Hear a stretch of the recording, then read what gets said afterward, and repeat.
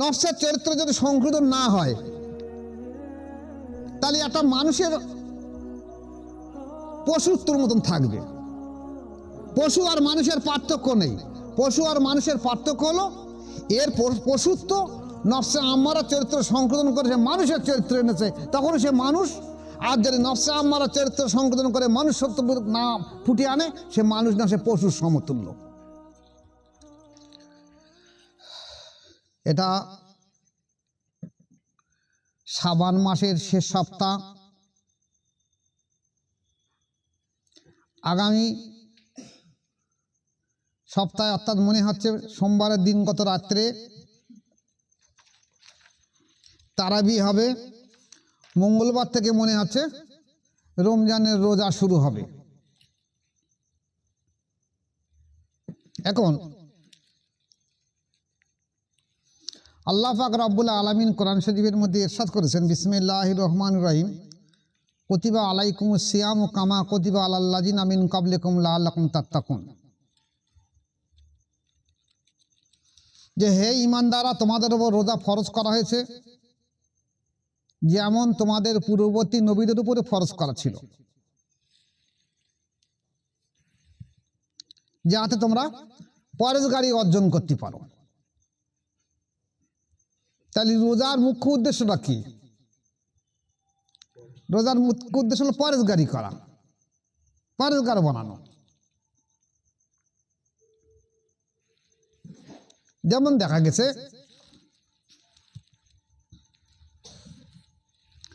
রমজান শরীফের মাসের দুটো অবস্থা আছে। রমজানের দুটো অবস্থা আছে, একটা বাহ্যিক অবস্থা, একটা আভ্যন্তরীণ অবস্থা। বাহ্যিক অবস্থায় একটা মানুষ যদি সবে সাদেক থেকে সূর্য অস্ত যাওয়া পর্যন্ত না খায় না পান করে, তাহলে সেই শুকানোটা এবং তার যদি নিয়ত থাকে যে রোজা করছি, নিয়ত রাখে, তাহলে তাকে রোজা বলা হয়েছে। এছাড়া যেমন সকাল থেকে সন্ধ্যে পর্যন্ত কিছু না খাওয়া না পান করা, আর যারা বিবাহিত তারা স্বামী স্ত্রী একতাবদ্ধ হয়ে মেলামেশা না করা, এটাই হলো রোজা। এখন রমজান শরীফে রোজার দুটি অবস্থা, একটা আভ্যন্তরীণ অবস্থা, একটা বাহ্যিক অবস্থা। তা বাহ্যিক অবস্থা আমরা সবাই পালন করি, কিন্তু আভ্যন্তরীণ অবস্থার দিকটা আমরা কেউ এগিয়ে আসিনি। এই আভ্যন্তরীণ অবস্থাটা কি? আভ্যন্তরীণ অবস্থা হলো প্রত্যেকটা মানুষের ভিতরে দুটো আত্মা আছে। একটাকে জীবাত্মা বলা হয়েছে, একটা পরমাত্মা বলা হয়েছে। একটা নফস, একটা রুহ। এই নফসকে আল্লাহ পাক কোরআন শরীফে বর্ণনা রেখেছেন, ইন্নান নাফসা লাআম্মারাতুম বিসসুই। নফস বারে বারে মানুষকে খারাপ কাজে উস্কানি দেবে, কারণ একে আল্লাহ পাক তৈরি করেছে যে তুমি শুধু মানুষের খারাপ কাজে উস্কানি দেবে আর আমাকে ভুলিয়ে দেবে, এটাই তোমার কাজ। আর দুনিয়ার সমস্ত খাদ্য, ভাত মাছ রুটি গোশ ডাল, এই খাদ্যগুলো তুমি খাবে, এই খাদ্যর দ্বারা তোমার শক্তি হবে। তবে তোমার আমি দায়িত্ব দিচ্ছি, তুমি কোনো সময় আল্লাহ বলে স্বীকার করবে না আমাকে। আমি আমার বিরোধী করে তোমাকে তৈরি করেছি। আর এই নফসের শক্তি হলো ভাত মাছ রুটি গোশ ডাল খাদ্য খাওয়া। আর একটা আত্মা আছে, পরমাত্মা, যাকে বলা হয়েছে আত্মা। তার খাদ্য হলো কি? আল্লাহ পাকের জিকির। আমরা দুনিয়ায় দেখা গেছে একটা সন্তান মায়ের পেটে যখন থাকে, তখন মায়ের নাড়ির সঙ্গে সন্তানের নাড়ি যোগসূত্র হয়ে থাকে। ফলে আল্লাহ পাক কি করেছে, এই 8-9 মাস মায়ের যে রক্তক্ষরণ বা হায়েজ হতো, সেই রক্তগুলোকে আল্লাহ পাক ফিল্টার করে আল্লাহ পাকের কুদরতের মাধ্যম দিয়ে এই সন্তানদেরকে ভরণ পোষণ করিয়ে নিয়ে নেয়। আল্লাহর কি রহস্য দেখেন। তাহলে একটা সন্তান যখন 4 মাস হলো, তার ভিতরে আত্মা ফুঁকে দেওয়া হলো, তখন সেই সন্তানটা তখন থেকে খাওয়া শুরু করেছে। মা যে খাদ্য খাচ্ছে, ভাত মাছ রুটি গড়ি ডাল, তার শক্তিটা তার ওই সন্তানও পাচ্ছে। সেই সন্তান একভাবে খেয়ে আসছে। কিন্তু আর একটা আত্মা যে আছে ওই সন্তানের ভেতরে, যেটাকে রুহু বলা হয়েছে, তার খোরাক যে আল্লাহ পাকের জিকির, এ আল্লাহ পাকের জিকির সে সন্তান দেওয়া হয় না, সন্তানকে দেওয়া হয়নি। ফলে আমাদের মানুষ যখন নামাজ পড়াতে হচ্ছে 30 বছর বয়সে, 30 বছর বয়সে যখন নামাজ পড়ছে, তখন তার নফসের শক্তি 30 বছরের মতন বৃদ্ধি পেয়ে রয়েছে, আর রুহের শক্তি 30 বছরের মতন দুর্বল হয়ে রয়েছে। এ যেমন বৃদ্ধি পেয়েছে, ও তেমন দুর্বল হয়ে রয়েছে। এই সময় ওকে যদি আল্লাহ বলার কথা বলা হয়, ও বিদ্রোহ করে, ও আল্লাহ বলে কিছু নেই, আমি আল্লাহ মানব না। যদিও সে টুকটাক নামাজ পড়ে, রোজা করে, হজ করে, জাকাত দেয়, দান সাদকা দেয়, এর ভিতরেও তার একটা ধোঁকা এসে যায় যে আমি নামাজি, আমি রোজাদার, আমি হাজি সাহেব, এও এক ধরনের রিয়া আসে। এখন এই যে নফসটা আত্মা মানুষের ভেতর দেওয়া হয়েছে, এই আত্মা, জীব আত্মা, এ খারাপ করার জন্যে আল্লাহ পাক 5টা ইন্দ্রিয় দেশে, চোখ, কান, নাক, জিভ আর ত্বক, মানে যাকে বলা আছে চক্ষু, কর্ণ, নাসিকা, জিভ আর ত্বক, আর 6টা ইন্দ্রিয় দেওয়া হয়েছে, কাম, ক্রোধ, লোভ, মোহ, মদ, মাৎসর্য। 5টা ইন্দ্রিয় আর 6টা রিপু। 5টা ইন্দ্রিয়, চোখ, কান, নাক, জিভ, ত্বক, আর 6টা রিপু, কাম, ক্রোধ, লোভ, মোহ, মদ, মাৎসর্য। তাহলে 6টা রিপু আর 5টা ইন্দ্রিয়র মাধ্যম দিয়ে এই যে জীবাত্মা অর্থাৎ নফস রয়েছে, সে তার খারাপ করে। এছাড়া নফস হলো একটা মানুষের ভিতরে শত্রু, আর বাইরের শত্রু হলো শয়তান। বাইরের শত্রু থেকে বাঁচার জন্য আল্লাহ পাক বললেন, তুমি পাঠ করবে আউযু বিল্লাহি মিনাশ শাইতানির রাজিম, আমি তোমাকে হেফাজত করব। কিন্তু নফস যে আমার ভিতরে আছে, তাকে কোরআন পড়াও আর আউযু বিল্লাহ পাঠ করাও, যাই করো, ও কিন্তু দমন হবে না। ও একমাত্র আল্লাহ পাকের জিকিরের মাধ্যম দিয়ে দমন হবে। আর সাধারণ জিকির নয়। যদি আপনি কোনো মুর্শিদের কাছে বায়াত গ্রহণ করেন, বায়াত গ্রহণ করার পরে যদি আপনি মুর্শিদের মত অনুযায়ী সাধ্য সাধনা করেন, চেষ্টা চরিত্র করেন, তাহলে দেখা যাবে আপনার এই নফস দমন হবে। আর মুর্শিদের মত অনুযায়ী যদি সাধ্য সাধনা করেন, জিকির তসবিহ করেন, আপনার রুহের শক্তি বেড়ে উঠবে। এই রুহের শক্তি যত বেড়ে উঠবে, নফসের শক্তি তত দুর্বল হবে। আর যদি কোনো ব্যক্তি দেখা যায় যে না, নফসের শক্তি তার আরো সবল হয়ে উঠছে, তাহলে মনে করতে হবে ও যে জিকির করছে, ও জিকিরের দ্বারা ওর নফসের কোনো উন্নতি, আত্মার কোনো উন্নতি হচ্ছে না। অনেকে দেখা যাচ্ছে বায়াত গ্রহণ করেছে, বিশেষ করে আমাদের তরিকার কথাই আমি বলি। মোজাদের তরিকায় প্রথম যখন কল, ডু, শের, কপি, আকফা কাজ করে, তখন সেটা মোজাদ্দেদ আলপেসানি রহমতুল্লাহ বক্তব্য, ওটা হলো খোলামালা খেলার মতন বাচ্চাদের। নফস থেকে শুরু হবে, কারণ নফসকে দমন করার জন্য তরিকা করা, নফসের চরিত্র সংশোধন করার জন্য তরিকা করা, বায়াত গ্রহণ করা। এইবার যখন আপনি নফসকে সংশোধন করার চেষ্টা করবেন, নফসকে দিকে খেয়াল করে নফসকে আল্লাহ বলার চেষ্টা করবেন, তখন সে আর আল্লাহ বলতে রাজি হবে না, কারণ সে তো আজ 30 বছর বলিনি, আজ বলবে কেন? আপনি যত তাকে প্রেশার দেবেন ও তত শক্তিশালী হবে। কোনো এক বুজুর্গ বলেছেন যে আমি একদিন মোরাকাবার সময় বসে আছি, দেখছি একটা ছোট্ট নেংটি দূর আমার সামনে দিয়ে বারবার যাওয়া আসা করছে। আমার মোরাকাবার ধ্যান ভেঙে যাচ্ছে। আমি তখন ওই অবস্থায় পা দিয়ে সেই নেংটি ইঁদুরটার পা উপরে চেপে ধরে লৌড়ে দিলাম পা দিয়ে। দেখা গেল নেংটি ইঁদুর একটা বিড়ালের বাচ্চা মতন হলো। আমি জিজ্ঞাসা করলাম, তুমি কে? তুমি তো ছিলে নেংটি ইঁদুর, বিড়ালের বাচ্চা হলে কেন? ঠিক আছে, একে আমি ফের লৌড়ে দেখি কি হয়। বিড়ালের বাচ্চাটাকে ফের যখন পা দিয়ে ভালো করে দাওয়াত দিল, তখন দেখা গেল সে একটা আর একটু বড় পশুর মতন আকৃতি হলো, বাঘের বাচ্চার মতন রূপ ধরলো। জিজ্ঞাসা করলো, কি ব্যাপার তোমার, তুমি কে? বলছে, হুজুর আমি হলাম নফস। আপনি আমাকে যত দমন করার চেষ্টা করেন আমি তত বেশি শক্তিশালী হব, তত শক্তি নিয়ে আমি আপনার রুখে দাঁড়াবো আপনার বিরুদ্ধে। মানে হাতের মতন শক্তিশালী হব আমি। তাই দেখা যাচ্ছে নফসকে দমন করা খুব কঠিন। আমি দেখেছি আমার জীবনে মোজাদের তরিকায় যত ব্যক্তি নফসে আম্মারা, নফসের মোকাম প্রথম নফসে সবক হলো নফসে আম্মারা। এই নফসে আম্মারা সবকে যখন কাজ করে তখন তার বিদ্রোহী মনোভাব বেশি বেশি ফুটে ওঠে।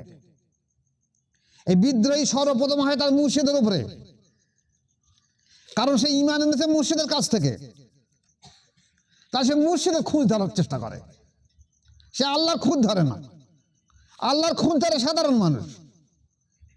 খুব বৃষ্টি হচ্ছে তা বলছে আল্লাহ, এই বোধহয় আল্লাহ ছিদ্র হয়ে গেছে, আর পানি থামবে না। আবার যদি বৃষ্টি একদম না হয়, খুব শুকনো হয়, বলে আল্লাহ চোখ নিয়ে দেখতে পারে না, একটু পানি দিতে পারে না। এটা সাধারণ মানুষ বলে। কিন্তু তরিকাতপন্থী যারা তরিকার বিরুদ্ধে মুজাহিদা করে, নফসে আম্মারা চরিত্র বিশেষ করে,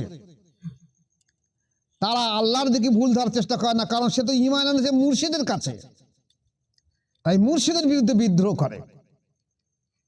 আর মুর্শিদের বিরুদ্ধে বিদ্রোহ করার কারণে ওর ভিতরে কোনোদিন ঈমান পৌঁছাবে না, ও বেঈমান কাফের হয়ে মরে যাবে যদি এই অবস্থায় মারা যায়। নফসের চরিত্র সংশোধন করে নফসে আম্মারা থেকে নফসে লাওয়ামা, নফসে মুলহিমা, নফসে মুতমাইন্না। এই নফসে মুতমাইন্না যাবার পরেও তাকে মৃত্যুর আগ পর্যন্ত সাধ্য সাধনা করতে হবে।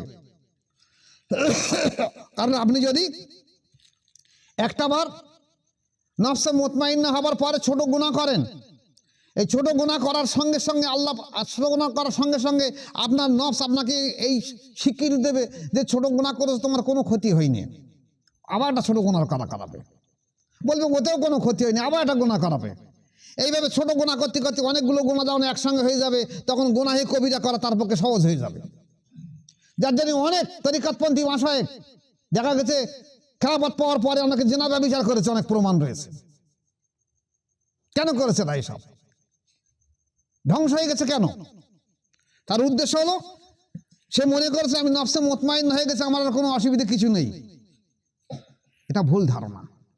তাই এই নফস চরিত্র সংশোধন করার জন্যই রোজা। ইসলামের যে বুনিয়াদ 5টা, কলেমা, নামাজ, রোজা, জাকাত, হজ। তা কলেমা, নামাজ, রোজা, জাকাত, হজ, এই 5টা ভিত্তির মধ্যে সর্বপ্রথম হলো কলেমা। তা সর্বপ্রথম যদি কলেমা হয়, তা কলেমা হলো লা ইলাহা ইল্লাল্লাহু মুহাম্মাদুর রাসূলুল্লাহ সাল্লাল্লাহু আলাইহি ওয়াসাল্লাম। এই কলেমা, এই কলেমা পাঠ করা যদি কোনো ব্যক্তি পাঠ করে, যেমন আমাদের দেশে কেউ মায়ের কাছে কলেমা শিক্ষা করে, কেউ বাপের কাছে কলেমা শিক্ষা করে, কেউ মিলাদে গিয়ে কলেমা শিক্ষা করে, কেউ মক্তবে গিয়ে কলেমা শিক্ষা করে, কেউ মাদ্রাসায় গিয়ে কলেমা শিক্ষা করে, কেউ মসজিদে গিয়ে কলেমা শিক্ষা করে, কেউ কোনো জায়গায় একটা বয়স্ক ব্যক্তির কাছে গিয়ে কলেমা শিক্ষা করে। এ কলেমা কলেমায় জাতি কলেমা নয়। এ কলেমা কলেমায় জাতি নয়। কলেমায় জাতি সিনাবার সিনা হয়ে আসে। সিনাবার সিনা যে কলেমা না আসে, সে কলম হলো কলেমায় মরদুদি, শয়তানি কলেমা। তাই কলেমায় জাতির জন্য দেখা গেছে ইসলামের শরিয়াতের যে 4টি ইমাম এসেছে, ইমাম আবু হানিফা রহমাতুল্লাহ আলাইহি, আমাদের এই উপমহাদেশে বাংলাদেশ, ভারতবর্ষ, পাকিস্তান, আফগানিস্তান, এই উপমহাদেশে অধিকাংশ মানুষ হানাফি মযহাবের মানুষ, ইমাম আবু হানিফা রহমতুল্লাহকে মেনে চলে। এখন বড় বড় মাওলানা হয়েছে, কোরআন হাদিস শিক্ষা অর্জন করে, তাদের ভাষা এমন রূঢ় হয়েছে, তারা এত বেশি জ্ঞানী হয়ে গেছে যে তারা যেন নিজেকে মনে করে যায় যে শয়তানের থেকে আরো বেশি সে জ্ঞানী হয়ে গেছে। তাই তারা বলতে যে আমি বায়াত গ্রহণ করবো কেন। কিন্তু শরিয়াতের যে 4টি ইমাম এসেছে, যেমন ইমাম আবু হানিফা রহমাতুল্লাহ আলাইহি, ওনার পীর সাহেব কে ছিল? ইমাম জাফর সাদিক রহমাতুল্লাহ। উনি বহু কিতাব লিখেছে, কোরআন এবং হাদিস থেকে ফিকহ বার করেছে, মসলা বার করেছে। সেই সময় আর কোনো আলেমের সাহসে কোনোই নেই যে থেকে মসলা বার করা, যেটা ইমাম আবু হানিফা রহমাতুল্লাহ করেছে। ওই ইমাম আবু হানিফা রহমাতুল্লাহ বলছে যে আমি আমার জীবনে 2 বছর ইমাম জাফর সাদিক রহমাতুল্লাহর কাছে বায়াত গ্রহণ করেছিলাম, করে তার তাবেদারি করেছিলাম। তো জাফর সাদিক রহমাতুল্লাহর কাছে 2 বছর যদি বায়াত না হতো, আমি আবু হানিফা, আমি ধ্বংস হয়ে যেতাম, আমি জাহান্নামী হয়ে যেতাম। আর আমাদের দেশে, এই উপমহাদেশে দেখা গেছে এখন তারা বলছে আমরা হানাফি, আবার বলছে আমি বায়াত হবো কেন? আমার কাছে কি কোরআন হাদিস নেই? আমি কি কোরআন হাদিস জানিনি? আর তুমি কি ইমাম আবু হানিফা রহমাতুল্লাহ থেকে বেশি কোরআন হাদিস জেনে ফেললে? তুমি তো তাকে ইমাম বলে মানছো। যদি বলে আমি হানাফি না, আমি ইমাম শাফি রহমাতুল্লাহর মত মানবো, তাই ইমাম শাফি রহমাতুল্লাহর পীর ছিল কে? মোহাম্মদ বিন হাসান সাইবানি রহমাতুল্লাহ আলাইহি। তাহলে ইমাম শাফি রহমাতুল্লাহ কোন পীর সাহেব ছিল? তাহলে তুমি যদি শাফি মযহাব মানো, তাহলে তোমাকে সে তারই মানতে হবে যে উনি ওনার একটা তরিকার ইমাম ছিল। যদি কেউ বলে আমি শাফি মযহাব মানবো না, আমি মালিকি মযহাব মানবো, ইমাম মালিক রহমাতুল্লাহ পীর সাহেব ছিল ইমাম জাফর সাদিক রহমাতুল্লাহ আলাইহি। এখন যদি কেউ বলে আমি মালিক রহমাতুল্লাহ মানবো না, আমি ইমাম আহমদ বিন হাম্বল রহমাতুল্লাহ মানবো, তা আহমদ বিন হাম্বল রহমাতুল্লাহ পীর ছিল বিশটি হাফিজ রহমাতুল্লাহ আলাইহি। তাহলে কোনো বিদ্যা আর খাটলো না।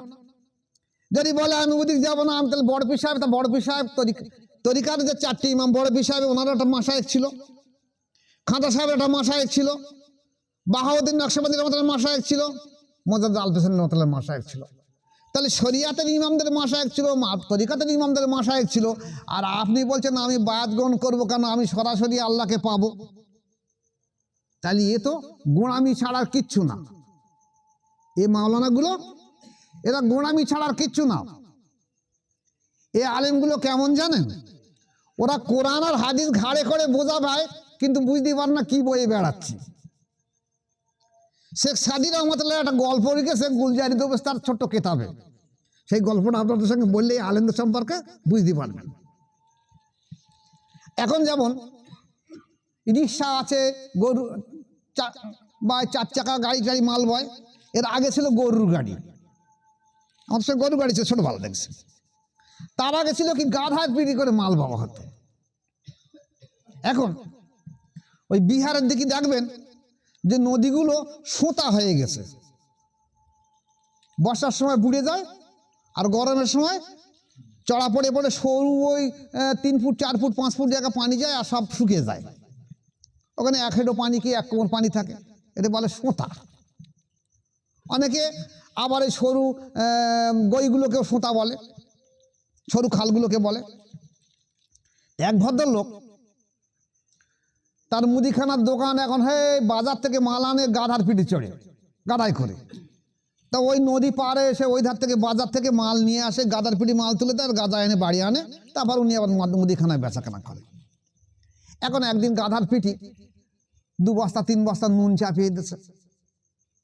গাধা আসার সময় দেখা যায় 1 কোমর পানি, তা বেশ কষ্ট হচ্ছে গরমের সময়, তো একটু ওই পানিতে একটু বুড়িয়ে চুপ করে রয়েছে।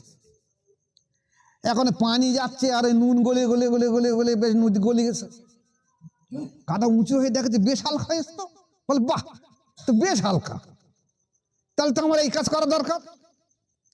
মালিকের বাড়ি লিখেছে, মালিক এবার দেখলো যে নুনি বস্তা সব ভিজে নুন গলে গেছে, কি ব্যাপার? তা হয়তো পানি বেশি হয়েছে কিংবা গাধা হয়তো পড়ে গেছে পানিতে সোঁতায়, তা কিছু আর মালিক বলিনি। তারপর দিন ফের চিনি দেশে বোঝায় 2-3 বস্তা চিনি দেশে। গাধা বলে তাহলে আজও দেখি, আজও আমি ওই পান্তি ফের ডুব মারবো, দেখি কি হয়। ও পান্তি বুড়ি চুপ করে, মালিক তো তুলে দিয়ে বাড়ি চলে আসে। ও পান্তি বুড়ি চুপ করে, যা চিনি গলে আর সব গলে গেছে, বস্তা হালকা হয়েছে, উঁচু হয়ে দেখে যে বেশ হালকা। বলে এই তো আমি ভালো শিক্ষা পেয়েছি। ও চিনির বস্তালে বাড়ি চলে এসে মালিক দেখে চিনি পান্তি গলে গেছে। বলি কি গাধা কি চালাকি করতে না কি বলেন দেখি, অবলা জি বলে তো গাধা হলে তবু তো চালাক। যতই আমি বলি গাধা, কিন্তু চালাক তো কম না। দেখি ওর চালাকিটা কিরকম। তারপর দিন মালিক গিয়ে ওই 2 বস্তা তুলো কিনেছে, কিনে আর ওর পিঠি বাঁধে দিয়েছে। আর তুলো তো হালকা। গাধা বলে আজকে তো খুব মজা, ই যদি আরো আমি পান্তি বুড়ি তাহলে আজ আর কোনো অসুবিধা হবে না, আমার আরো হালকা হয়ে যাবে। ও গিয়ে সেই সোঁতায় গিয়ে বুড়েছে, আর যেই বুড়েছে আর 2 বস্তা ওই তুলো সব ভিজে এত ভারী হয়েছে, ও আর উঠতে পার না, এবারে গাধার মতন চেঁচাচ্ছে। মালিক যাকে গাধার বাড়ি আসে না বলে চেঁচাচ্ছে, ঠিক গাধা বদমাইশি করে উই করেছে। তা আমাদের দেশের আলেমগুলো ওই হাদিস আর কোরআনের বোঝাগুলো পিটি এমন চাপা চেপে গেছে, এই গাধার মতন বোঝা বসে গেছে, চেঁচাচ্ছে। এরা আর কোরআন হাদিস দেখতে পায় না যে হানাফি মোজাবে যে শরিয়াতের ইমামরা সব বাদ গ্রহণ করেছে, তরিকাতের ইমামগণ সব বাদ গ্রহণ করেছে। আরে মিয়া, ইসলামের যে বুনিয়াদ 5টা কলেমা, নামাজ, রোজা, যাকাত, হজ, তা কলেমাটা তুমি কোথায় পড়লে?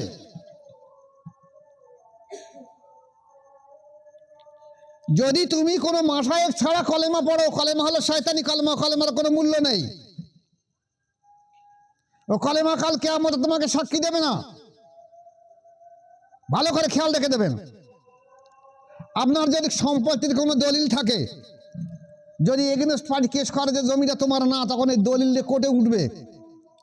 আর হাকিম ওই দলিল সামনে দেখবে কোন মুহুরি লিখেছে, কজন সাক্ষী আছে, 2 জন সাক্ষী আছে কিনা, কোন মুহুরি লিখেছে, মুহুরির স্ট্যাম্প আছে কিনা, সরকারি স্ট্যাম্প দেমি আছে কিনা দেখবে। দেখে যদি থাকে বলবে হ্যাঁ সঠিক দলিল, আর না থাকে যদি সাদা কাগজে লেখা থাকে, উকিল সাক্ষী কেউ না থাকে, তো বলবো কোনো দাম নেই, যাও, মূল্যহীন। তা আপনি যদি কলেমা পড়ে থাকেন মাশায়েখ ছাড়া যে কোনো জায়গায়, আপনারও কলেমার 1 পয়সাও দাম নেই। তা আজকের আমরা রমজান মাসে রোজা এসেছে, সকাল থেকে সন্ধ্যা পর্যন্ত আমরা শুকিয়ে থাকব। কেন? ইসলামের বুনিয়াদের মধ্যে একটা বুনিয়াদ হলো রোজা, কলেমা, নামাজ, রোজা। তা কলেমায় যদি আমার সঠিক না হয় তাহলে আমার রোজা কোথায় যাবে? কলেমায় যদি আমার না থাকে, ইমানে যদি না থাকে, তাহলে আমার রোজা কোথায় আমাকে মুক্তি দেবে? এই রোজার যা শুকানো হবে সব আমার নফসানিয়াত আসবে, খায়সাত বৃদ্ধি পাবে আরো বেশি পরিমাণ।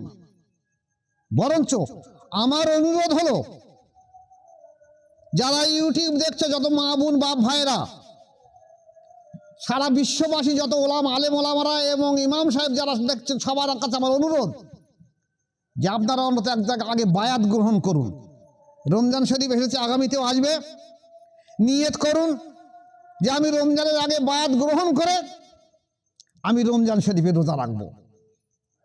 তাহলে দেখা যাবে এই রমজান শরীফের মাসে রমজানের যে মহত্ব, গুরুত্ব আল্লাহ পাক আপনার কিছু বুঝিয়ে দিয়ে দেবে। আর নতুবা রোজা থাকলে শুকানোই সার হবে, কিছুই হবে না। আল্লাহ রসুল বলছে অধিকাংশ মানুষের রোজা শুকানোই সার। এখন আসুন, এই যে দেখা যাচ্ছে নফসের চরিত্র যদি সংশোধন না হয়, তাহলে একটা মানুষের পশুত্বর মতন থাকবে। পশু আর মানুষের পার্থক্য নেই। পশু আর মানুষের পার্থক্য হলো এর পশুত্ব নফসে আম্মারা চরিত্র সংশোধন করে সে মানুষের চরিত্র এনেছে, তখন সে মানুষ। আর যদি নফসে আম্মারা চরিত্র সংশোধন করে মানুষ সত্য না ফুটিয়ে আনে, সে মানুষ না, সে পশুর সমতুল্য। এখন রমজান মাসে আমরা তো এই তো শুকাই, তা আমরা শুকিয়ে আমাদের কী লাভ হবে যদি আমার নফসের চরিত্র সংশোধন না হয়? আমি আসছি, আরও কিছু রোজার কথা বলার পরে ওদিকে ফিরে আসছি। হাদিস শরীফে এসেছে যে একটা মানুষ যদি 10 টাকা দিয়ে একটা পোশাক কেনে, আর সেই পোশাকে যদি 1 টাকা হারাম টাকা থাকে, তাহলে সেই পোশাক পরে যতদিন সে নামাজ পড়বে তার নামাজ আল্লাহর দরবারে কবুল হবে না।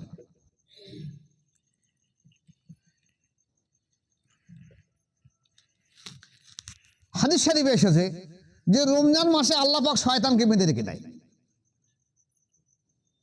যেদিন রমজানের আগে, রমজান মাসের চাঁদ ওঠার আগে শয়তানকে আল্লাহ পাক বেঁধে রেখে দেয়। কিন্তু মানুষ কি বদমাইশি কম করে?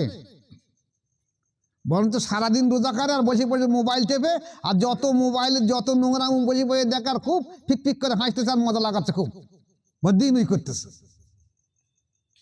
সত্যি কি না মিথ্যা কথা বলে? তাহলে সে রোজা করছে কোথায়? তার কুরিপুটা দমন কোথায়?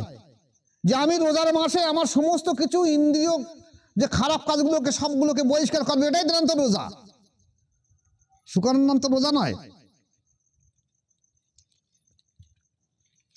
এছাড়া দেখা গেছে রমজান মাসে রোজায় আল্লাহ পাক বলেছে যে রোজাদারদের মুখের দুর্গন্ধ আমার কাছে মিশকে আম্বার থেকে আরো বেশি মূল্যবান। এখন সেটা এই নয় যে কারুর দাঁত খারাপ হয়ে গেছে আর সেখান থেকে দুর্গন্ধ বার হচ্ছে, এটা নয়। কি কেউ খৈনি খেয়ে আর ভোরের বেলা মুখ ধুইনে, এটা নয়। রোজা শরীফ, রমজান শরীফে রোজা রাখার পরে, রোজা রাখার পরে সমস্ত দিন রোজা রাখার পরে স্টমাক মানুষের স্টমাক থেকে যে গ্যাসটা তৈরি হয়, সেই দুর্গন্ধটা আল্লাহ পাক বলেছে মৃগনাভি থেকে আমার কাছে উত্তম। তাই বলে আপনি খৈনি খাবেন, আপনি জর্দা খাবেন, আপনার দাঁত ঘষবেন না, ভালো করে ব্রাশ করবেন না, আপনার মুখের দুর্গন্ধ থাকবে, আর আপনি বলবেন আমি আমার আল্লাহ আমার এত প্রিয় হয়ে গেছে, এটা নয়। দ্বিতীয় হলো রমজান শরীফের মাসে আল্লাহ পাক বলেছেন কি, যদি কোনো ব্যক্তি, হাদিস শরীফে বলেছে, যদি কোনো ব্যক্তি হালাল রুজি দ্বারা কোনো ব্যক্তিকে ইফতার করাবে, হালাল রুজি দ্বারা, তাহলে জিবরাইল আলাইহিস সালাম সবে কদরের রাত্রে এই ফেরেশতারা তার উপরে প্রতি রাত্রি রহমত পাঠাবে, আর সবে কদরের রাত্রে জিবরাইল আলাইহিস সালাম তার সঙ্গে মুসাফা করবে, তার সঙ্গে হালাল রুজি দ্বারা যে ব্যক্তি ইফতার করাবে। এখন মজার জিনিস আসুন, আমাদের দেশে ইফতারটা কেমন হয়ে গেছে। আজ থেকে 50 বছর আগে ইফতার ছিল আমাদের মা, দাদা, দাদি, নানা নানিদের অল্প করে গোটা কত চাল একটা বাটিতে ভিজিয়ে দেবে আর 2-4টে ছোলা ভিজিয়ে দেবে। তাই ইফতারের সময় ওই 2টো চাল আর 1-2টো ছোলা গালে চিবিয়ে একটু পানি খেয়ে নামাজ পড়ে নিয়ে 2টো হিম ভাত খাবে, ঠান্ডা ভাত খাবে। সত্যি না তাই ছিল কিনা বলেন? এখন হয়েছে কি, প্রায় মসজিদে দেখা যাচ্ছে ইমাম সাহেব এই বোধহয় কালকের শুক্রবারে বলে দেবে এবারে ইফতারে কেনা কেনা ইফতার দেবে, নামের লিস্ট করে দাও। তা সে সুদখোরও দেবে, মদখোরও দেবে, তারিখোরও দেবে, ও যে ঘুষ খায় সেও দেবে, যে পার্টি করে তোলাবাজি করে সেও দেবে, কাউ বাদ দেবে না।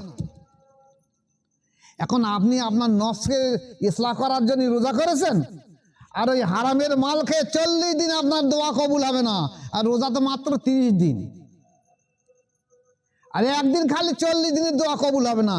এক লোকমা হারাম খাদ্য খালি, একদিন না, এক লোকমা, এক গাল হারাম খাদ্য খালি, আল্লাহ রসুল বলে 40 দিন তার দোয়া কবুল হবে না। আর আপনি ওই ইফতার করে দিয়ে আপনি খান একদিন, তার 40 দিন আপনার দোয়া কবুল হবে না, তার রোজা তো 30টা।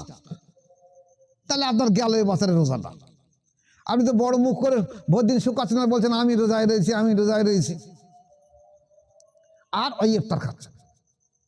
হ্যাঁ, যদি কোনো ব্যক্তি হালাল রুজি দিয়ে ইফতার দেয়, আপনার যদি জানা থাকে তাহলে আপনি তার ইফতার খেতে পারেন।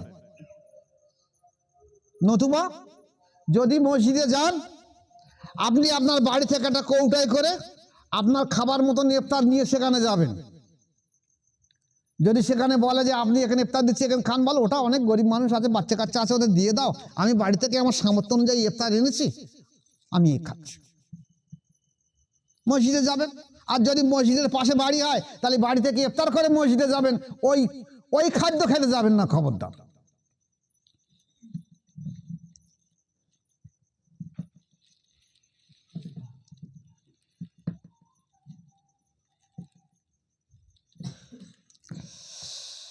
এবার আসুন, প্রায় মসজিদে দেখা যাচ্ছে খতম তারাবি শুরু হচ্ছে, আর একটা এমন দেওয়াজ হয়ে গেছে খতম তারাবি করতেই হবে, সে মসজিদে ঝগড়া। দলিল দিচ্ছে কি, যে রাসূল পাক সাল্লাল্লাহু আলাইহি ওয়াসাল্লামের শেষ সময়ে উনি কোরআন একবার দহরা দেওয়া হয়েছিল, তাই আমরাও যদি রমজান মাসে কোরআন খতম করি তাহলে সওয়াব পাবো, কোরআন খতমের সওয়াব পাবো। এখন সব ঠিক আছে। আমরা দেখেছি আমাদের দেশে একটা মানুষ, গরিব মানুষ, সারাদিন মাঠে কাজ করে এসে যেই ইফতার করেছে তার শরীরে ক্লান্তি এসে গেছে। যে কাজ করে মাঠে, ইট কাটে, জোন দেয়, সে জানে। ঘরে বসে বসে মোবাইল টিভি আর সন্ধ্যেবেলা ইফতার করে দিকে সে বুঝবে না অত কষ্ট। যে কর্ম করে সে বোঝে, মাটি কাটে কাজ করে সে বোঝে। সে যখন ইফতার করবে করে এইবার যখন তারাবি নামাজ হবে, সে দেখবে, খুঁজবে কোথায় দেয়াল পানা আছে পিছনের দিকে, কারণ ইমাম সাহেব তো বড় কেরাত জড়বে, এক পারা করে পড়বে, চুপ করে আমার দাঁড়িয়ে থাকতে হবে, তার দেয়াল হালান দিয়ে ঘুমাবে। ও কোরআন তো শুনছে না।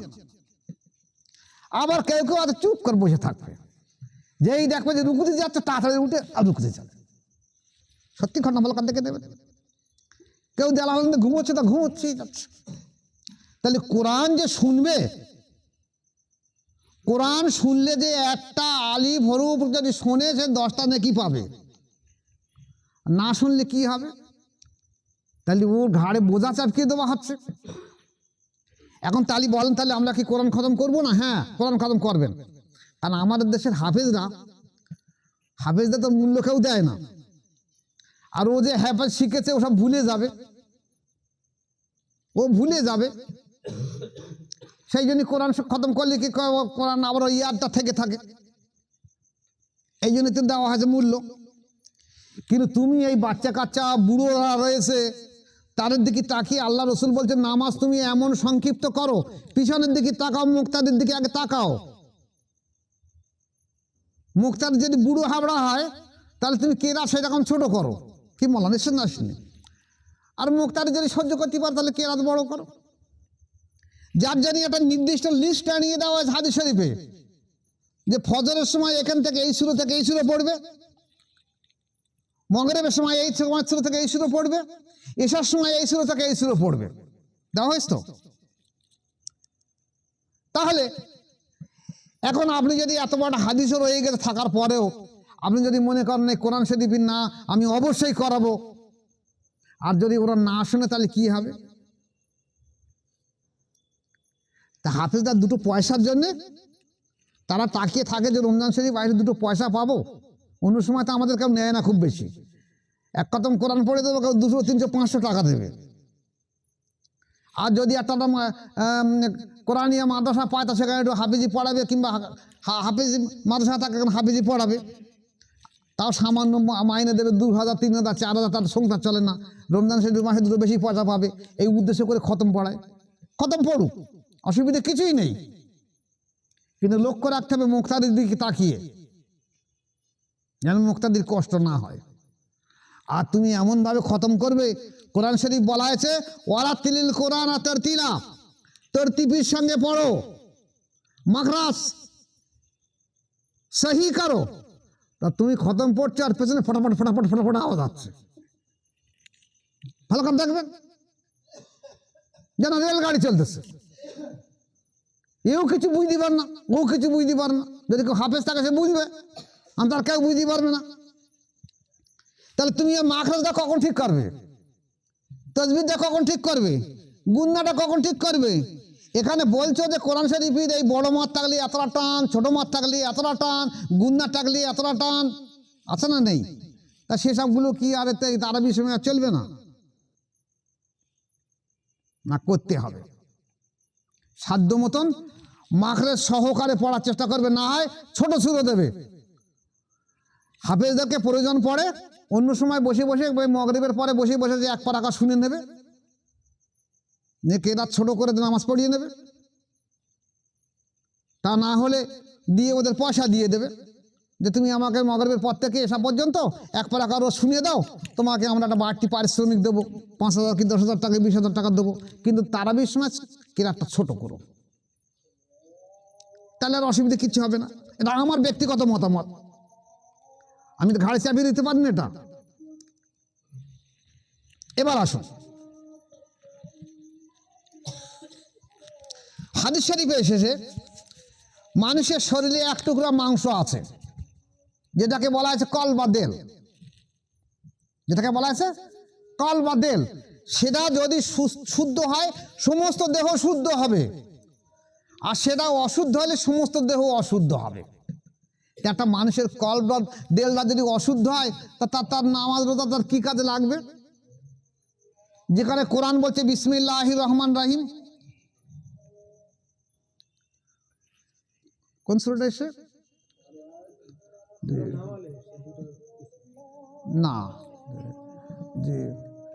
যে ব্যক্তির অন্তর জিকির কর না, ফাওয়াইলুল লিল কাসিয়াতি কুলুবুহুম মিন যিকরিল্লাহ, আল্লাহ পাক বলছেন কি ফাওয়াইলুল লিল কাসিয়াতি কুলুবুহুম মিন যিকরিল্লাহ, ওই ব্যক্তি ধ্বংস হয়ে যাবে যার অন্তর আমার জিকির করে না। ওই ব্যক্তি ধ্বংস হয়ে যাক, ওই ব্যক্তি ধ্বংস হয়ে যাবে, আল্লাহ পাক তাকে বদদোয়া দিচ্ছে যার অন্তর আমার জিকির করে না। ফাওয়াইলুল কাসিয়াতি কুলুবুহুম মিন যিকরিল্লাহ উলাইকা ফি যালালিম মুবিন, উলাইকা ফি যালালিম মুবিন, আল্লাহ পাক বলছে কি ও ব্যক্তি তো গোমরাহির প্রকাশ্যে, ও পথভ্রষ্ট গোমরাহি। একজন পথভ্রষ্ট গোমরাহি ব্যক্তি তার আবার রোজা কিসে আসতেছে?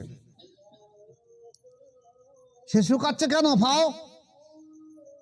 তাই আগে রমজান মাসের আগে সর্বপ্রথম তার দায়িত্ব হলো যে কোনো এক মাশায়ের কাছে বায়াত গ্রহণ করুক, করে তারপর সে রমজানের রোজা রাখুন।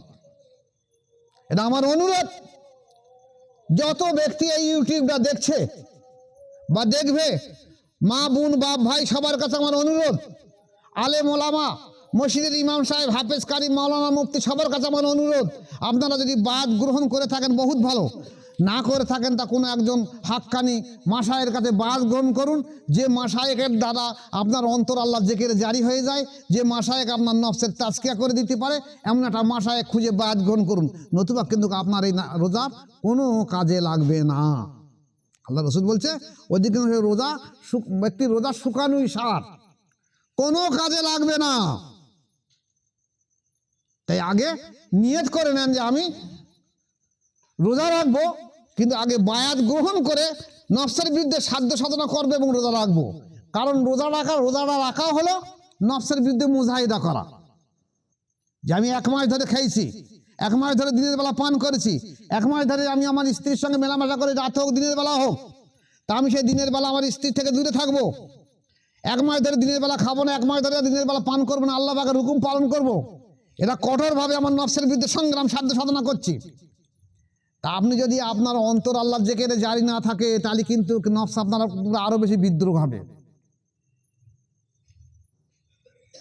আপনি জোর করে চাইপে দেবেন, ওই ইঁদুরের বাচ্চার মতন হবে, যত পেশাই দেবেন তত বেশি ছাগলের মতন রূপ ধরবে, আরো বেশি পেশার দিলে ও বাঘের মতন রূপ ধরবে, আরো বেশি পেশার দিলে হাতির মতন চেহারা ধরবে। তাই আপনি হাক্কানি মাশায়ের কাছে বায়াত গ্রহণ করে যদি রোজা রাখেন এবং নফসের বিরুদ্ধে মুজাহিদা করেন, তাহলে আল্লাহ পাক আপনার রোজা অবশ্যই আপনার আমল নামায় রোজার সওয়াব আল্লাহ পাক দান করে দিয়ে দেবে।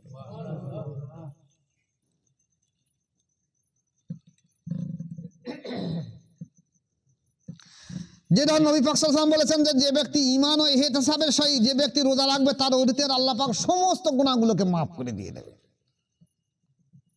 আর আল্লাহ পাক বলেছেন কি, রমজানের রোজার সওয়াব 2 ফেরেশতা তোমরা লিখো না, রমজানের সওয়াব আমি আল্লাহ পাক খাস করে দিয়ে দেব।